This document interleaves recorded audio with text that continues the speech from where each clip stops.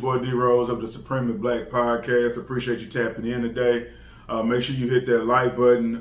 Make sure that you share it. Make sure that you comment. And if you're really rocking with the content, make sure that you subscribe. Just had to tap in with y'all today, man.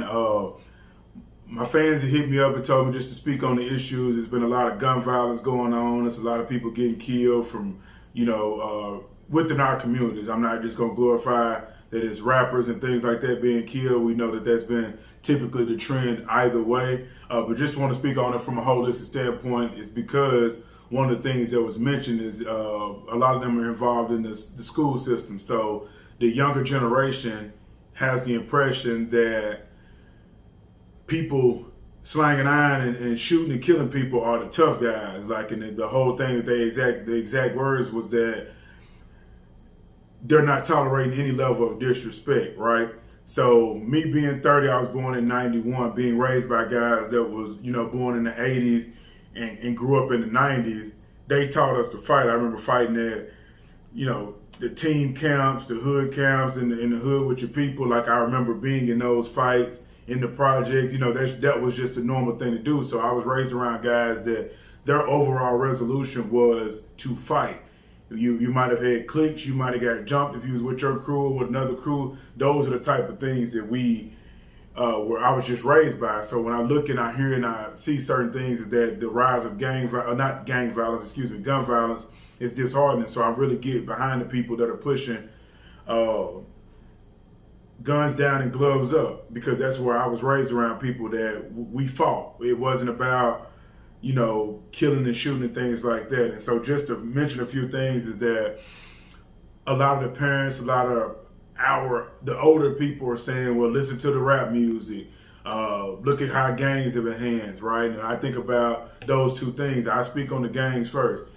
Gangs were originally put into place to protect the community because there were outside people, white people, people of different ethnicities coming into the neighborhood and thinking they could do whatever they wanted to the kids, to the women within our communities, things of that nature. So gangs were formed to protection of it. Now we understand now in 2021 how it spiraled out of control until now gang banging has turned on our community to where it's spread as a plague to now we're killing one another for blocks that we technically don't own, right? But then when you think about from a rap music perspective, I think that still comes back down to parenting. Yes, it is an influence, but there's a lot of other different influences within this world outside of just, I think that people just don't judge them. I don't think these young kids have been taught the same principles that we were taught being brought up. And so I think the lack of guidance, or OGs, as you may say, within the hood is what really has caused this spiral out of control, because we don't have that leadership anymore within our neighborhoods. So where gangs used to mean protection of our neighborhoods, we've seen how that spiraled out of control. Music used to be about going against an oppression of the system. We see that now. You will hear about, oh man, I put him into a pack, I'm standing over him doing that. Now, don't get me wrong, just based off of my life and just telling you, I've been around guys that are doing life sentences. I know several people, a couple of them are very close to me, that are doing life sentences behind a gun over something that could have been easily resolved, right? And I speak on this because here recently, maybe last week, there was a double homicide within my hometown of Milan, Tennessee, which is small town Tennessee, about an hour outside of Memphis, right? But when you think about those type of things and how close it's getting to a home, a double homicide occurred based off of a young lady deciding to move on from her ex. He decided to come back and allegedly was the one that had killed her and her new boyfriend, right? Here recently we seen a viral video come out of Memphis where guys got into it in a bar, and he up fire and started dumping in the club. Innocent people could have gotten hit in those particular instances. So why I speak on this situation is because at this particular point, it seems like it's gotten out of control. We don't consider people that just resort to the firearm when there's somebody calling you out to throw hands. They're not the tough guys. Those are cowards.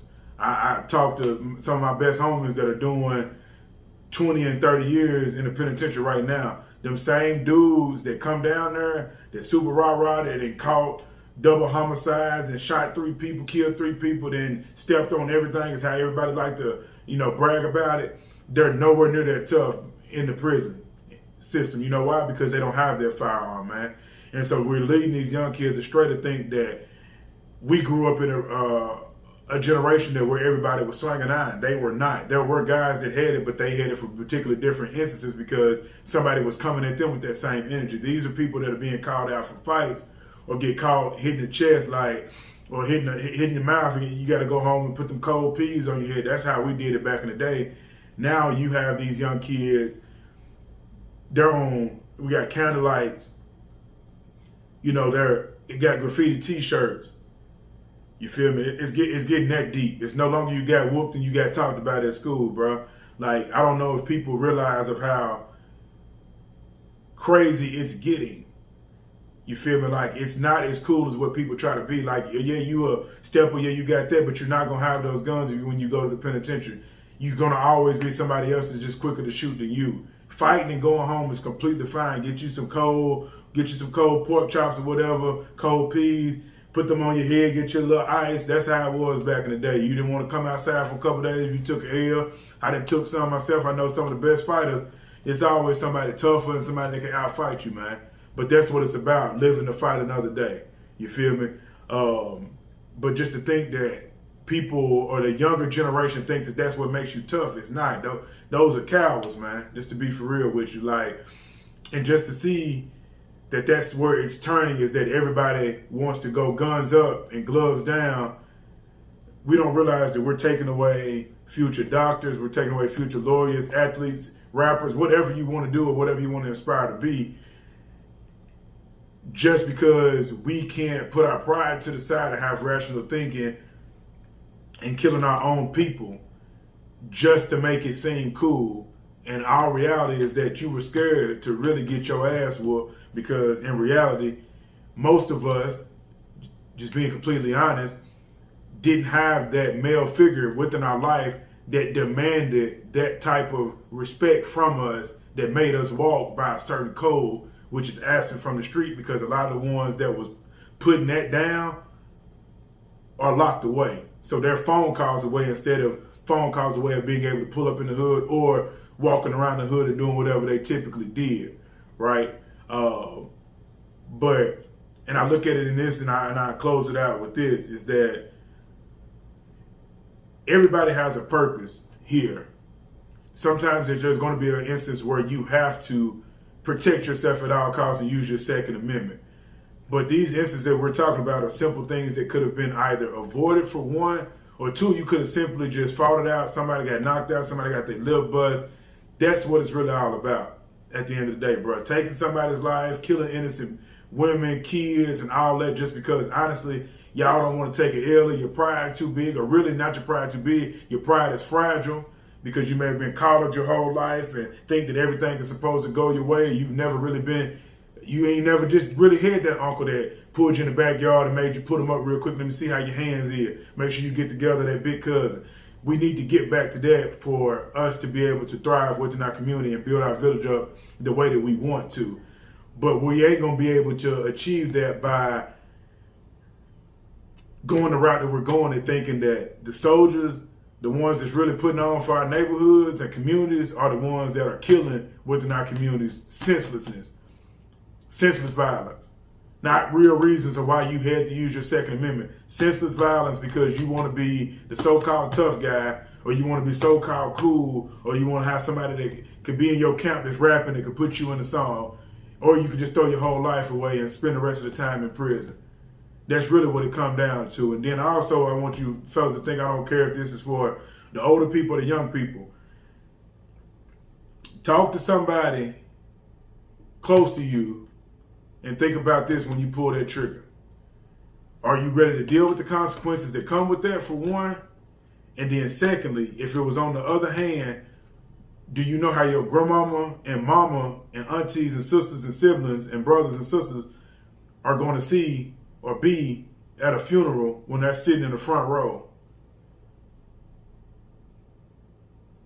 That's where we're at with it. I've been at several, lost count, lost a cousin a couple years ago, a couple homeboys a couple more years ago, to gun violence. Until you've been in those situations and seen exactly how that turns out, you will get away from this whole thinking that this generation is tougher. Now, this generation is disconnected from what we grew up with, so we need to start pushing that in there. But until you've seen somebody's mama and grandparents bury them and see how they feel getting those hugs on that front row, then you may need to reevaluate before you get out here and put yourself in a situation to where ain't no turning around. So to the fans that reached out, and my homeboy that even was talking about this situation, salute to y'all for bringing this.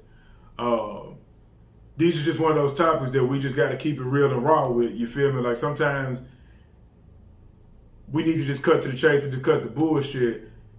Shooting don't make you no real nigga. Shooting don't make you no real nigga, man. Protecting your family, providing for your family is what makes you a real one.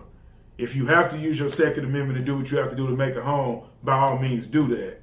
But just because you lost your girl, just because somebody stepped on your shoe in the club, just because he whooped you, ain't a legit reason for you to be out here airing out the club, shooting up everybody besides the person you want to hit, and then they double back around and spin your block and hit everybody they supposed to, and then now we point the finger on who was right and who was wrong when it could have been avoided. You took the L, live to fight another day, and go on about your way, man. As always, hit the like button, share your comments, share some of the things that you feel that we can actually do within these neighborhoods to keep pushing the viral movement of gloves up and guns down. To my queens out there, salute. To my kings out there, salute. But brothers and sisters, before I close this out, it's all love. But in order to complete this mission, we have to eliminate the biggest problem that goes on within our neighborhoods. And it starts with us.